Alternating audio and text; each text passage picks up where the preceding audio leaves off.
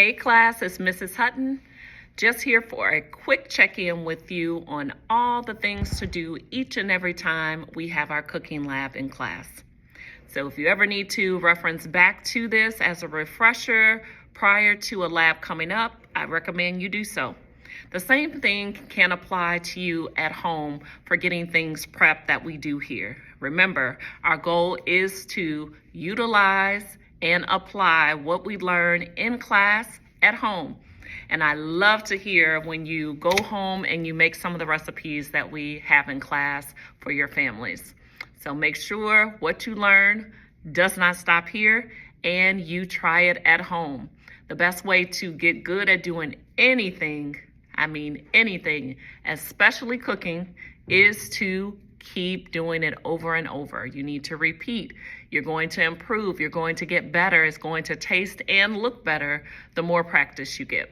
All right, so let's dive in here. So the very first thing, the most important thing before you get started is, I bet you guessed it, wash those hands. Yes. Wash those hands. Make sure your hands are washed and you pull your hair back if your hair is long and could get in the way of a flame or in the way of the food. We've all had food that had hair in it somewhere at a restaurant, or maybe it was at home, and either way, we don't want hair in our food, okay? So pull that hair back, make sure your hands are clean, okay? Pull your hair back first and then wash your hands. If you're in your nose, in your face, in your hair, that means you need to wash your hands again. So it's your responsibility to make sure you are talking to classmates if you see any of those things happening so that they know to wash their hands and you are keeping an eye on what everyone else is doing, okay? It's going to help lessen the spread of bacteria and germs and keep our food good, okay? All right.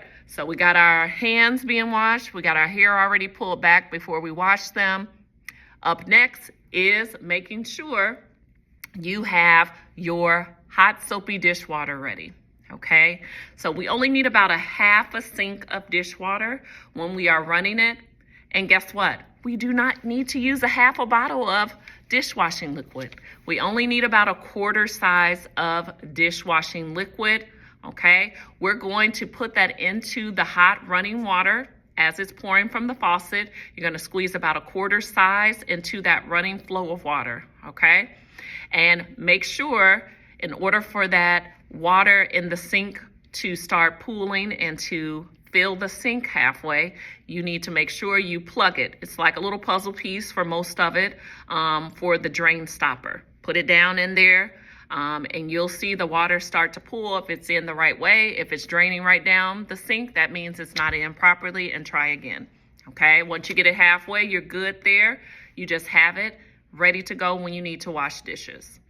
After that, you want to make sure you do have your dish rag or your sponge to wash your dishes with, as well as a dry towel. Okay, you can find those in our first cabinet. Okay, the cabinets in the cooking lab. The first one to your left, open it up, ta-da! You'll find all the dry towels, dish rags, as well as the oven mitts. Oven mitts, we need those to protect our hands. Anytime we're handling the handles of a skillet, a pan, putting things in and out of the oven, we want to use our oven mitts to protect our hands, okay? Very important. No one wants to be burned. I don't want anyone to be burned. So make sure you have all the things that you need in place prior to cooking, okay? Any utensils as well as ingredients. We do have gold lunch trays.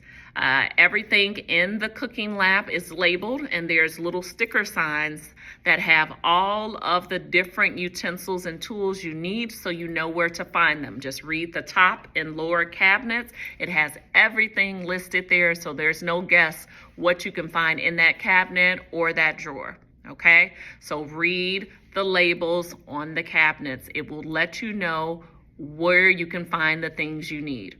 There is one that says lunch tray, gold lunch trays, down below, usually to the right or left of the sink. That's where our cutting boards and all those things are as well. Next to the stove is going to be obviously the pots and pans, typically where most households have those as well.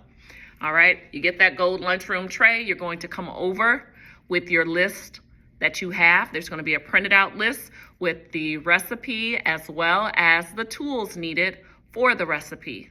Get all of those things. Someone's going to stay at the station. A couple people, depending on the size of your group, are going to be there getting all those things, and then someone's going to take the list over and they're going to gather the actual food items needed, okay? So there's usually going to be at least 2 copies of the recipe and instructions at each station. We have 6 stations. Groups typically are going to be between 2 and 4. Some of my larger classes, there may be 5, okay? And for the most part, I am going to place you in your group. Sometimes I may allow at least one time for one of the labs that you get to pick the people that are in your group.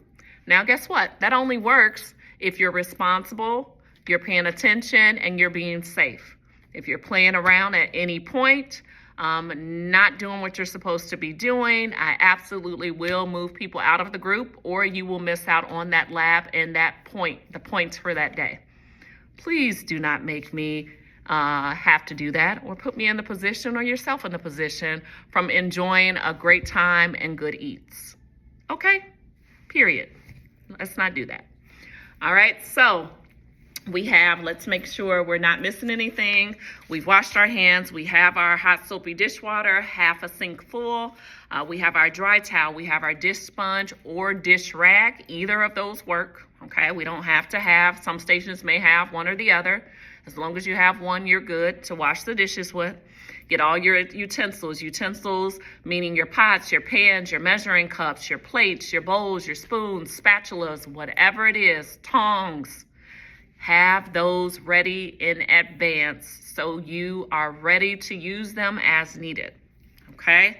Again, you'll gather all the ingredients on that gold lunchroom tray. You're going to bring that back over to your station, and in most cases, you are just going to follow step by step of what you're doing, okay? 6th grade, I'm going to give a little bit more instruction. 7th grade, a little less. In 8th grade, you are going to do it from start to finish independently, okay? I will go around and observe the interaction, the communication, that everyone is doing their part and interacting with one another and helping. If you gathered the ingredients, guess what? Someone else should be mixing it or putting it together. Someone else should be putting it in the pan. Someone else should be flipping. Another person should be getting the things prepped and ready to plate it, or, put additional ingredients, or to put it in the oven. Whatever those steps are, it should be alternated and broken up. Just the same as when it comes to cleaning, one person shouldn't be doing all the cleaning, 1 or 2 people, and other people are sitting chatting or sitting and eating, okay? If there's something that needs to be cleaned, do all the cleaning. Get all of that done first, and then enjoy your food.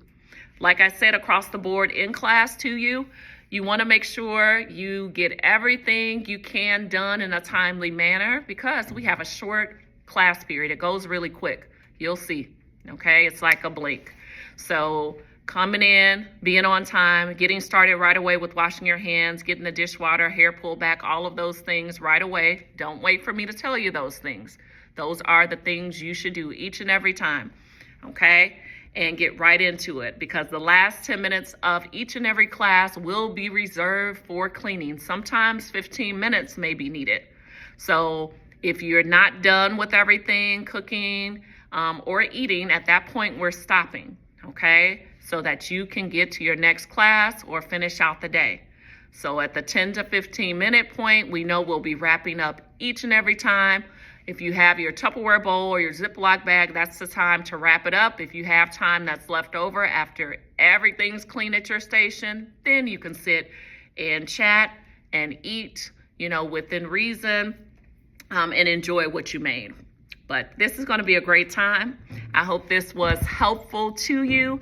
I look forward to seeing your creations that you make and hearing what your favorites will be that we make.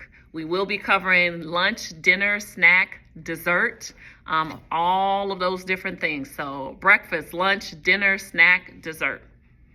Bye for now. See you soon.